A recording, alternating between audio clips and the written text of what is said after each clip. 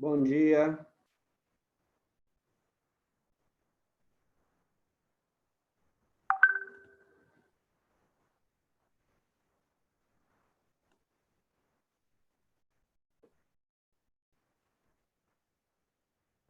Ô, Lucas, bom dia. Coloca a presença aí, só para abrir quer dizer, porque tem que colocar, né? Mas para abrir também a tela para mim aqui, por gentileza.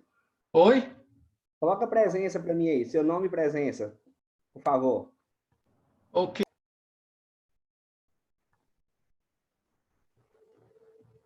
Pessoal, não coloca agora não, deixa só o Lucas colocar, só para eu desabilitar um negócio aqui.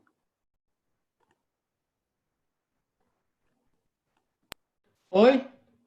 Não, é só um minutinho, eu preciso desabilitar aqui um... que eu não sei... Ah, tá, achei.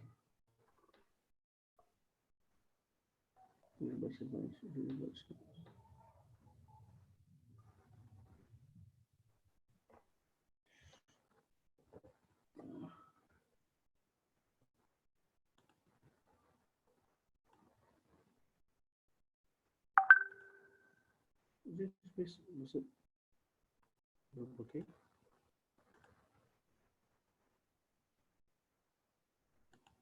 Baixa campo. Ah, tá. Achei.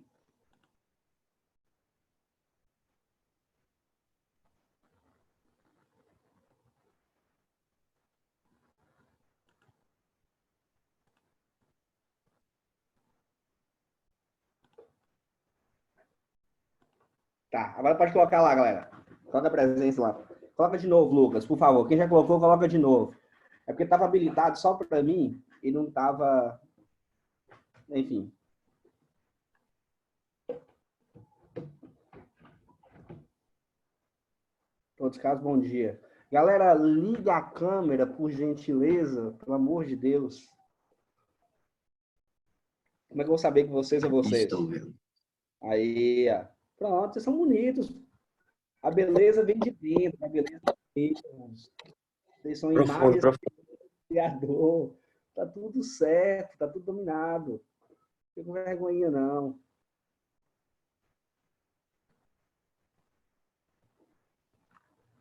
Bora, galera.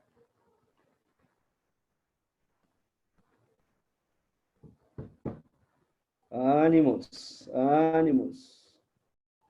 Que...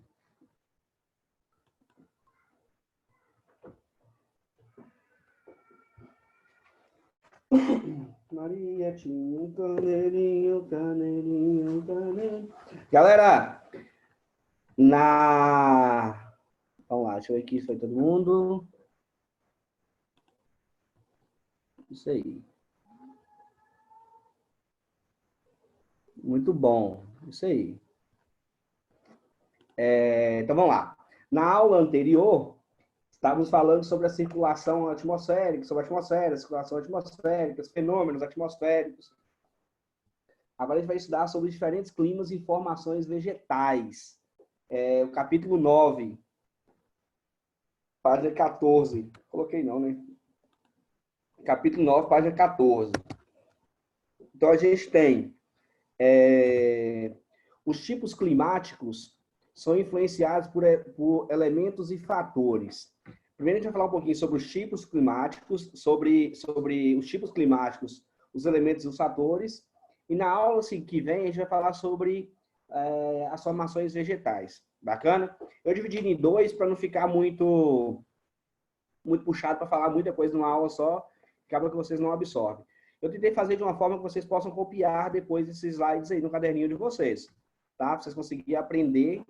Se achar que não precisa, tá tudo certo, mas eu acho que precisa, mesmo porque vocês precisam de uma organização no caderno de vocês, já que a gente não está próximo.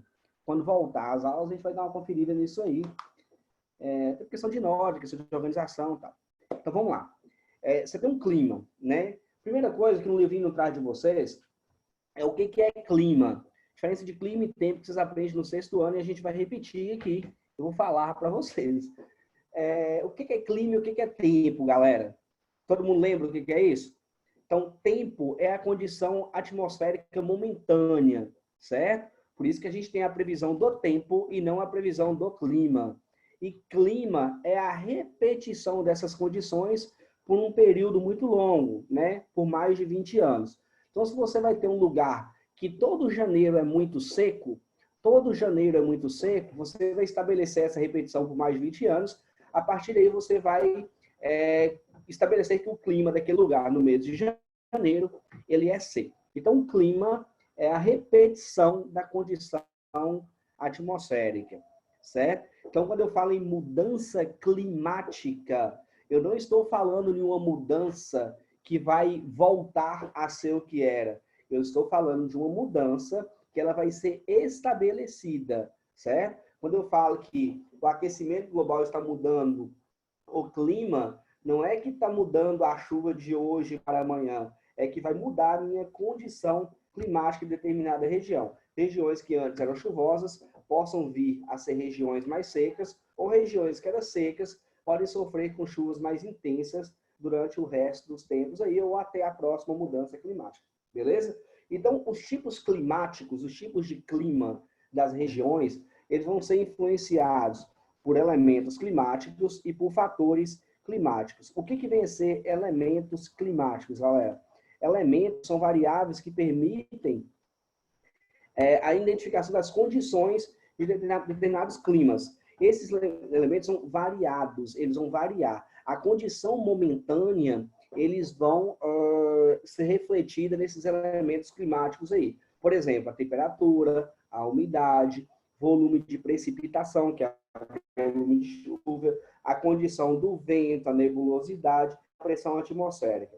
Quando é que você vê esses elementos climáticos? Toda vez que você assiste a previsão do tempo, certo? Que a mulher vai lá dar as temperaturas máximas e mínimas, a condição de umidade relativa do ar, o volume de precipitação. Então, isso são elementos climáticos. São elementos que variam, são padrões que vão variar dependendo da condição atmosférica. Beleza? Então, esses aí são os elementos climáticos que a gente tem. Depois a gente tem os fatores climáticos, que é o que a gente vai estudar um por um depois. Fatores climáticos são características do meio que condicionam o clima. Esses fatores, eles não vão variar. Eles são fatores que vão caracterizar naturalmente aquela região, beleza? Um lugar que está em determinada altitude, é daqui 10 anos descer daquela altitude, certo? Então, os fatores climáticos, eles não vão variar. Eles vão ser características naturais que vai condicionar o clima. O que é condicionar o clima? Vai influenciar o clima de determinada região. Falando no chat, não sei se é só presença. Muito bem, sua presença mesmo. Então, a gente tem aqui o primeiro, é a latitude. O que é a latitude, galera? Latitude é a distância em graus de qualquer ponto da Terra até a linha do Equador. Não, que bom, hein? Vocês são feras, hein?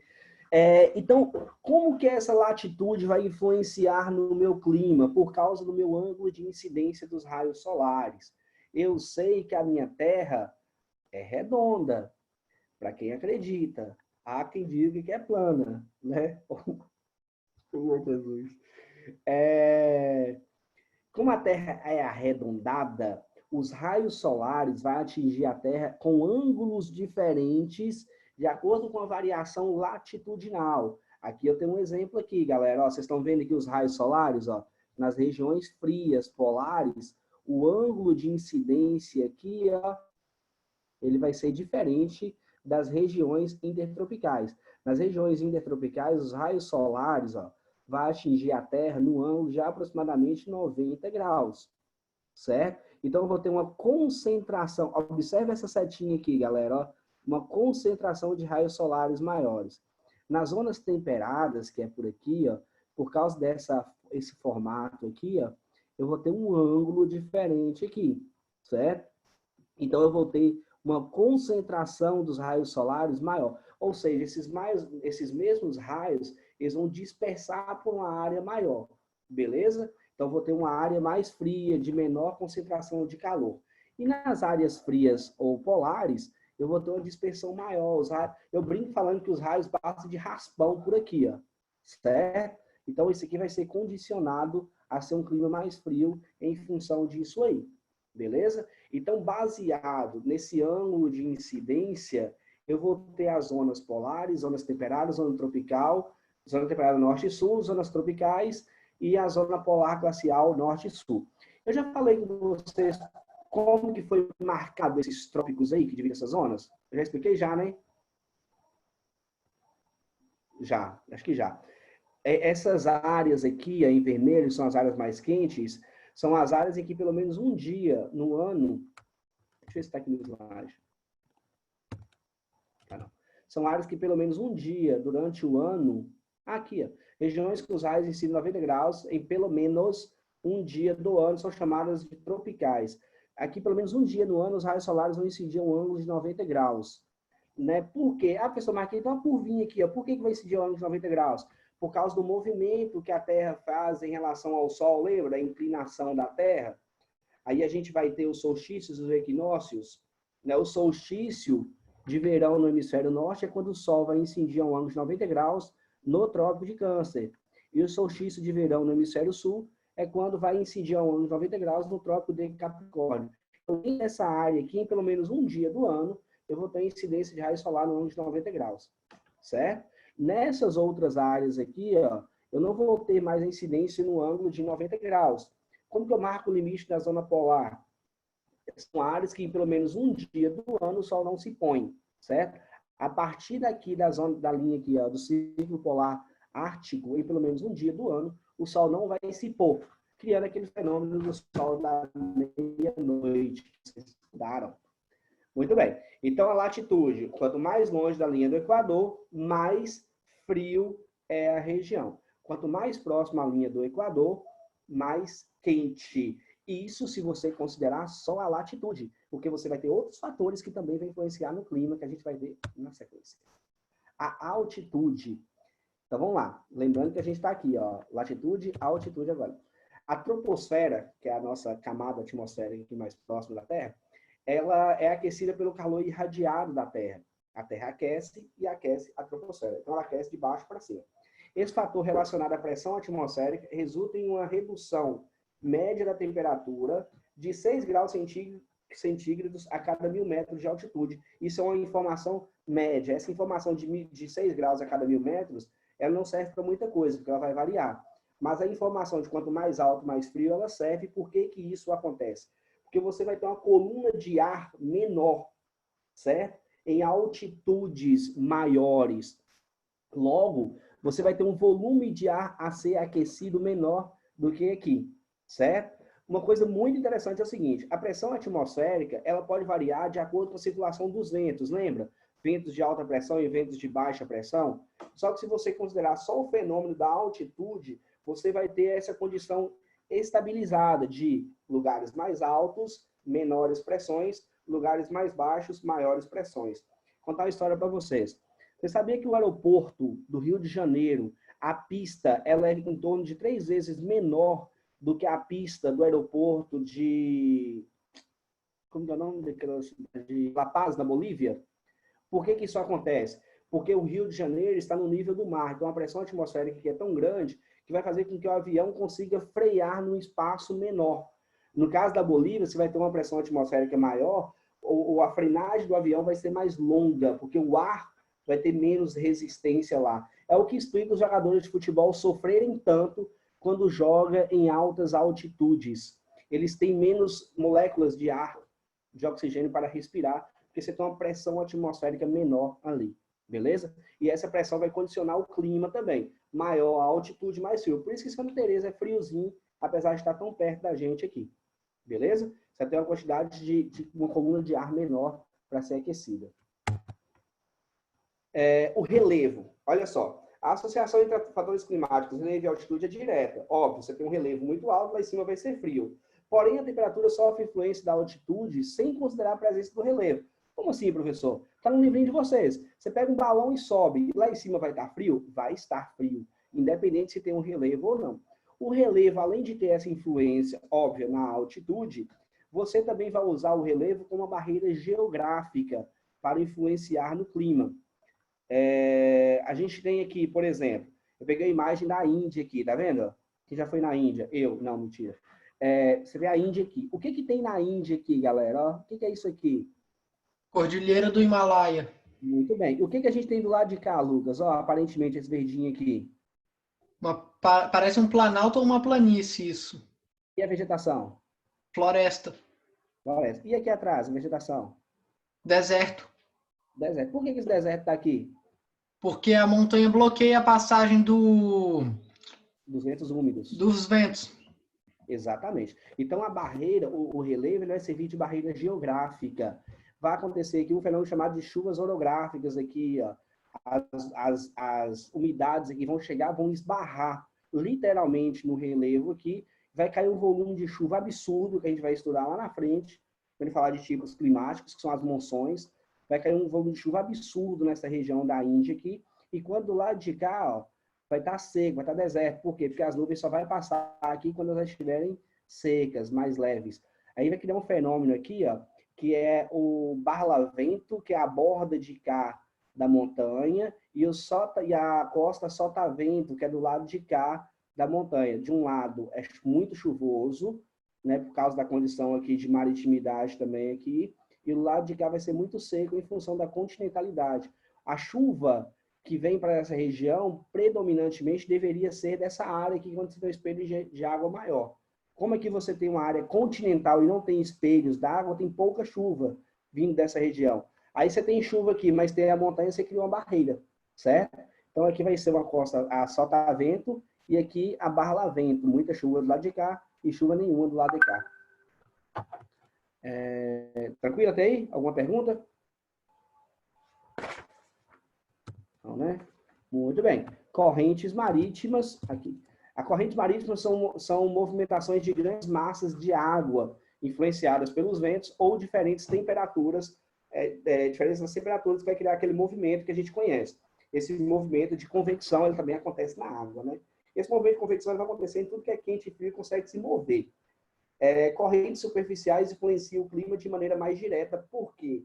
Principalmente as correntes de água quente, porque vai criar um ambiente mais úmido com alta taxa de evapotranspiração e vai alterar a umidade relativa do ar. Quando você tem uma condição favorável de baixa pressão, você vai criar áreas mais chuvosas. Eu coloquei essa imagenzinha aqui, eu não sei se vocês lembram do filme Procurando Nemo, que é quando eles conseguem pegar uma corrente marítima que vai levar ele às longas distâncias. É como se fossem rios dentro do mar, né? E rios com direções pré-definidas, que é o que a gente tem aqui, ó. A gente tem as correntes quentes. Eu tirei do livro de vocês isso aqui, tá? Tem as correntes quentes que vão formar bolsões de ar quente, que aí pode levar a umidade para o litoral. E as correntes frias, que vão criar bolsões de ar frio e seco. Vocês já ouviram falar que em determinadas áreas do oceano, o clima é tão seco que parece um deserto? Parece contraditório, né? Porque você tem um espelho, uma massa de ar muito grande. Mas se você tem uma massa de ar muito grande e uma taxa de evapotranspiração muito baixa, essa água não vai subir. Logo, você não vai ter chuva. Eu acho que a gente vai estudar sobre os sistemas brasileiros, as legislações brasileiras. A gente estuda um pouco sobre rios voadores, o papel da floresta amazônica na criação das chuvas na região norte. A gente vai falar um pouquinho sobre o oceano lá na frente. Mas então, quando você tem essas correntes marítimas frias, vai criar bolsões de ar seco, de alta pressão, que não vai permitir a evapotranspiração, então vai diminuir a intensidade de chuva nessas regiões. Então, quando você tem essas correntes marítimas aqui, ó, em contato próximos às áreas litorâneas, você tem a formação de desertos, por quê? Porque você vai impedir a evapotranspiração. Tá vendo? Aqui tem o deserto do Atacama, no Chile, e aqui o deserto... Como é o nome do deserto? Do sul. O deserto do sul da África. Eu esqueci agora o nome. Tudo bem. Então, vamos lá. Correntes frias, baixa taxa de evapotranspiração, vai formar bolsões de ar frio e seco. Lembra disso. Tempo frio, alta pressão, não permite a umidade subir. Quente, baixa pressão, a umidade vai subir e vai influenciar nas chuvas. Alguma dúvida até aí, galera?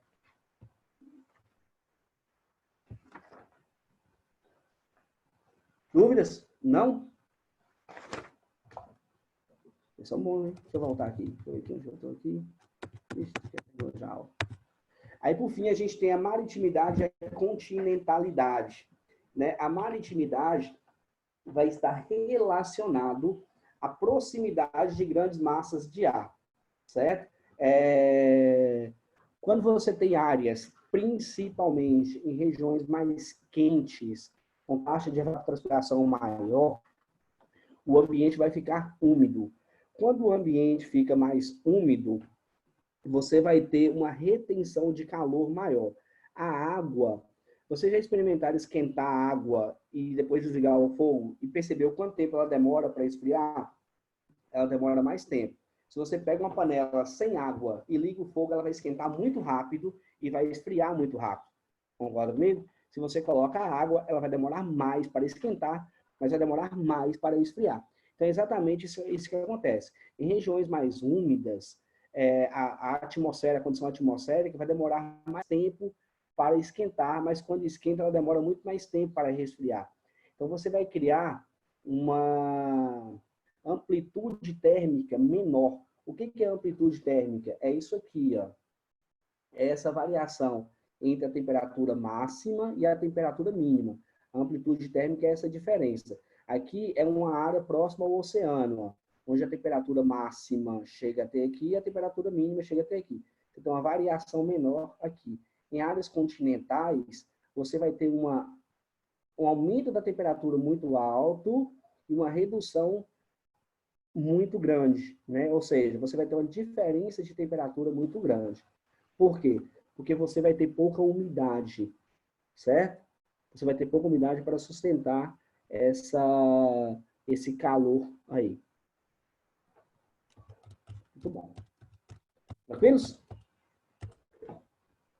Para vocês não fazerem nada, ou vocês não ficarem sem fazer nada, a gente vai lá nas atividades para a sala de aula e responde para mim as 3 primeiras questões que eu corrijo nessa aula ainda, e eu vou abrir o livro aqui para vocês.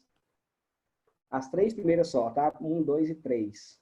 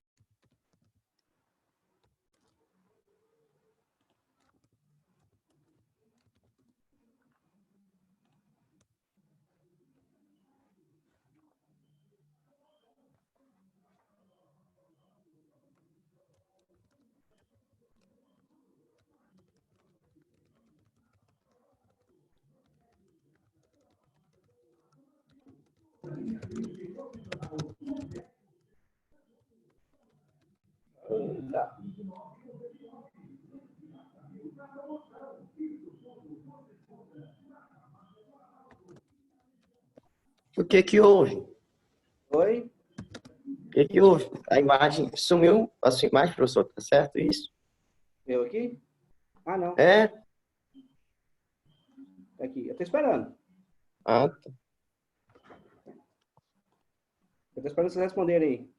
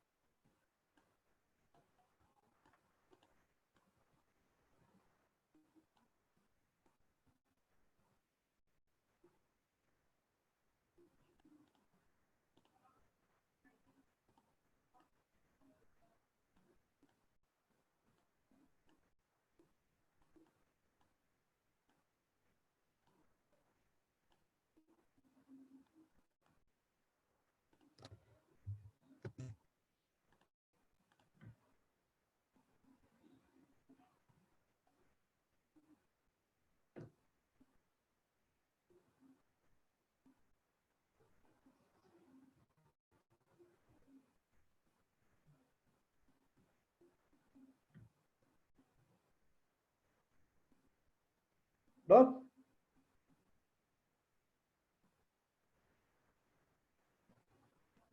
Fique falando?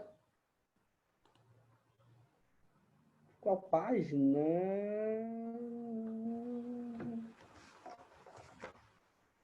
31.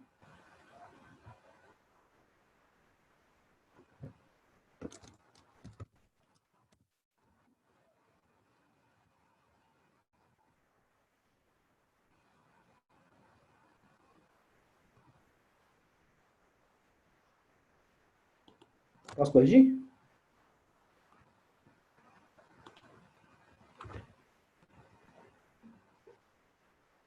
A importância dos seres humanos ligar as câmeras é isso. Eu vou saber se estão fazendo ou não.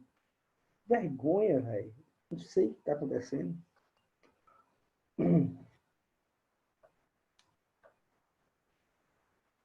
Aí, Pedro. Vergonha não, cara. Vocês não estudam todo mundo junto? Quando as aulas voltarem, fazer como? Coloca um capuz para ninguém ver?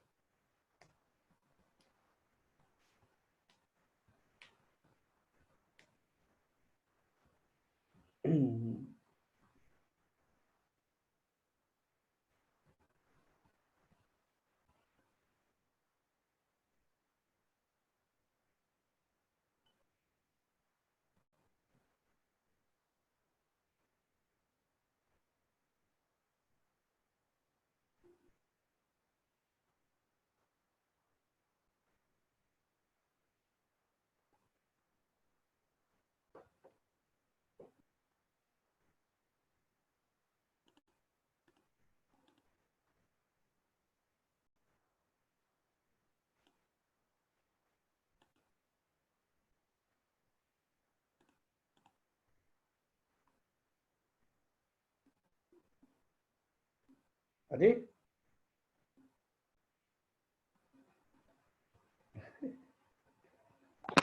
Pode, eu terminei. Marina ali. Calma Vamos lá. aí, tio. Espera um pouco.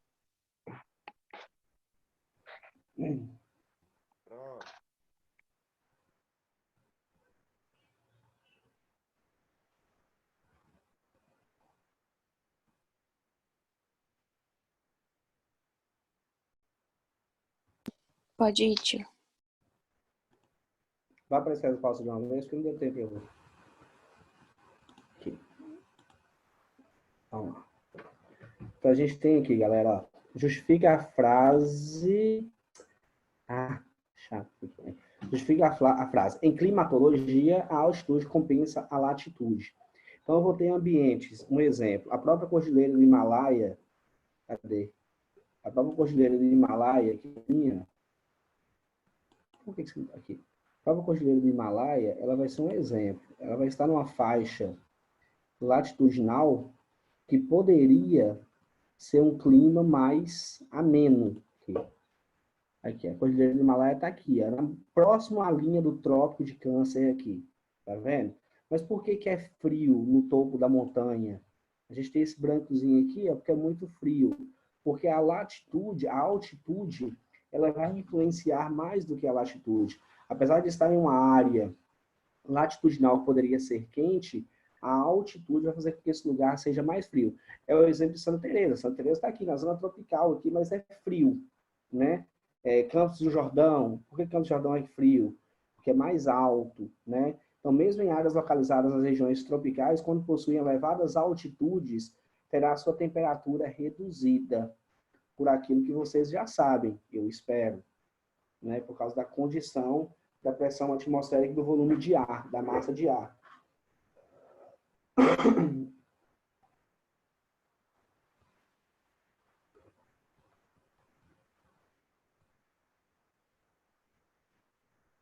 Esta é a questão 2. Pode ir?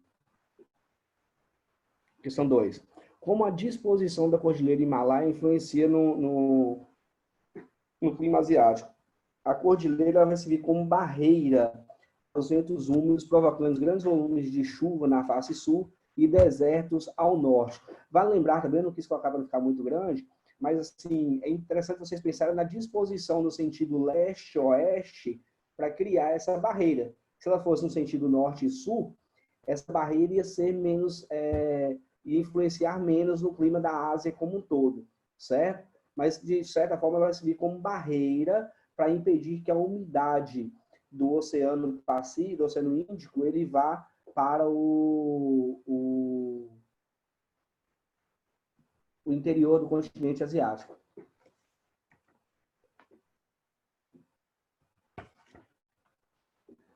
Aí, 3. Sobre as influências das principais correntes marítimas no clima mundial, assinale V para verdadeiro e F para falso. A única que está falsa, que é a que a gente precisa corrigir, é a B, né? A Cordilheira de Falklands, ou Maldivas, é fria e contribui decisivamente para a existência do deserto do Atacama, na América, e de outros desertos na costa da África. Não está muito visível aqui, deixa eu ver se eu consigo aumentar essa imagem. Mas ela sim é uma corrente fria, ela sim vai influenciar no relevo no deserto do Atacama. Essa aqui, ó, certo? Só que não é ela que vai influenciar no deserto africano. Quem vai influenciar no deserto africano é a corrente de Benguela, certo? Que vai contornar a costa da África, que vai dar origem àqueles desertos ali.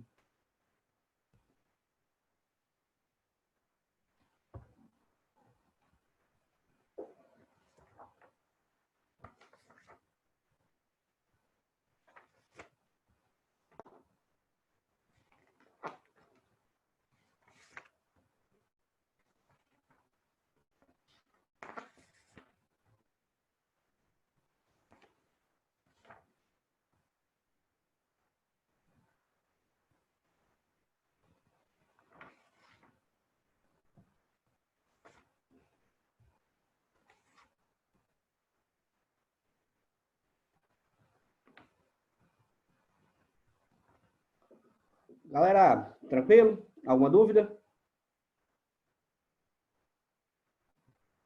Não? Então vamos lá. A próxima aula, eu não vou falar agora não, para não, porque eu acho que vai ficar muito longo, falta só 5 minutos para a aula acabar. Na verdade, eu achei que ia demorar mais do que demorou. Na próxima aula, nós vamos falar sobre as formações fitosgeográficas, ou seja, as formações vegetais relacionadas com os tipos de clima global aí, né? A gente vai ter no mundo um mapa climático influenciado por esses fatores que vocês estudaram aí, e a gente vai ter as vegetações relacionadas a esses climas, né? Aí vamos estar sobre vegetação equatorial, tropical, enfim.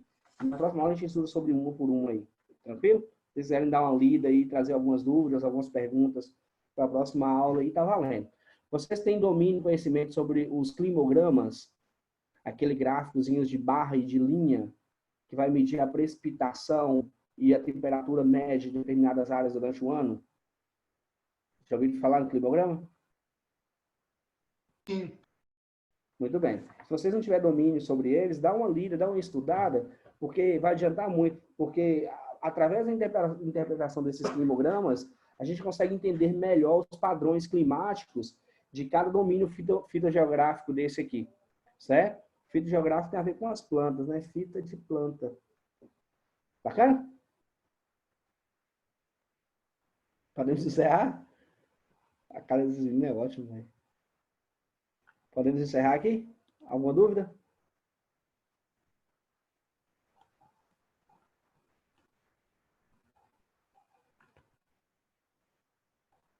Até a próxima aula, então. Tá bom. Oi. Tchau. Valeu. Foi rapidinho, ó. Ficou 4 minutos a menos. Vocês me deram 4 minutos para a próxima. Tchau, meninas. Até a próxima aula.